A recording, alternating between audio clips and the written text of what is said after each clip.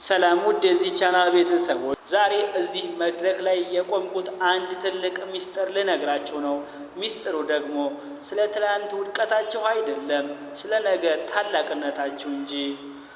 ብዙዎቻችን ዛሬ የምንኖረው በሰዎች ትረካ ውስጥ ነው። ማህበረሰቡ ስለኛ የራሱን ታሪክ ጽፏል። ይህ ትውልድ ስልኩ ላይ ብቻ የሚያፈጥነው ይሉናል። ይህ ትውልድ ተስፋ የቆረጠ ዓላማ የሌለው ዋጋ የማይከፍል ነው እያሉ በየአደባባዩ ይፈርጁናል። ኪሳችን ሲያጥር፣ መንገድ ላይ ስንቆም ወይም አንድ የሥራ በር ሲዘጋብን ታሪካችሁ እዚህ ላይ ያበቃ ብለው ነጥብ ያስቀምጡብን ይፈልጋሉ። ግን ዛሬ በትልቅ ድምፅ በልበ ሙሉነት ልነግራቸው የመጣሁት አንድ እውነታ ይህንን ነው። አንተ ገና አልተጻፍክም፣ አንቺም ገና አልተጻፍሽም። የሕይወትህን ታሪክ የሚጽፈው ያንተ የዛሬ ምርጫ እንጂ የሰዎች ትችት አይደለም። አሁን ያለህበት አስቸጋሪ ሁኔታ የሕይወት መዝጊያ ምዕራፍ ሳይሆን ነገ መድረክ ላይ ቆመ ለዓለም የምትታርከው ታላቅ ታሪክ መጀመሪያ ነው። እስኪ አንድ ታሪክ ልንገራችሁ።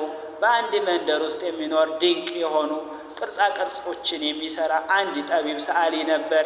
አንድ ቀን መንገድ ዳር ወድቆ የነበረን በጭቃና በቆሻሻ የተለወሰ ቅርጽ የሌለውን ከባድ ድንጋይ ያገኘ።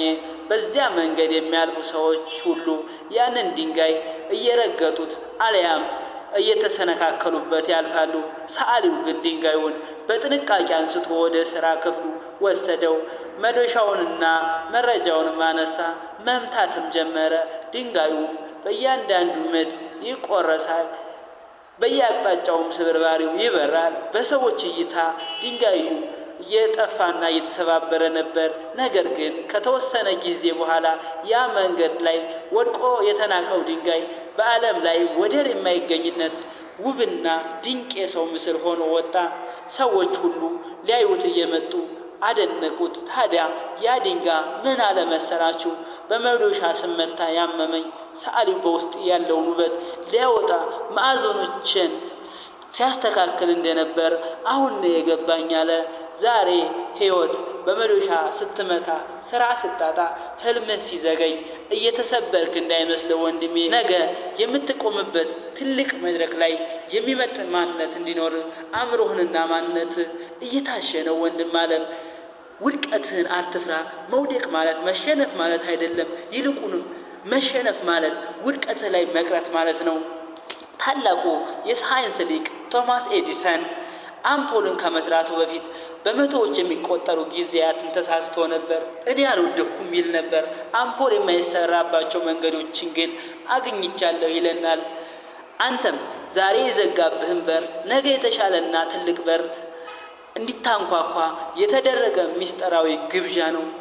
የዚህ ዘመን ወጣት ማለት መብቱና ግዴታው የገባው ስልኩን ለወሬ ሳይሆን ለእውቀትና ለክህሎት የሚጠቀም ለራሱ አልፎ ለሀገሩ የሚተርፍ ጀግና ነው። አንተም ውስጥ ትልቅ አቅም አለ።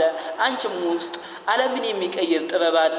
ስለዚህ ዛሬ ከዚህ አዳራሽ ስትወጡ አንገታችሁን ቀና አድርጉ። ትላንትናችሁን የፈለገ የጨለመ ቢሆን እንኳን አልፏል። ዛሬ ግን አዲስ ነጭ ወረቀት በእጃችሁ ላይ አለ። በእስክሪብቶአችሁ ውስጥ ደግሞ የጽናት ቀለም አለ። የራሳችሁን የስኬት ታሪክ በጉልበታችሁ ጻፉበት። ተስፋ መቁረጥ በቀር ምንም ጥላት የላችሁም። ተነሱ፣ ስሩ፣ እመኑኝ፣ ነገ የእናንተ ናት። አመሰግናለሁ።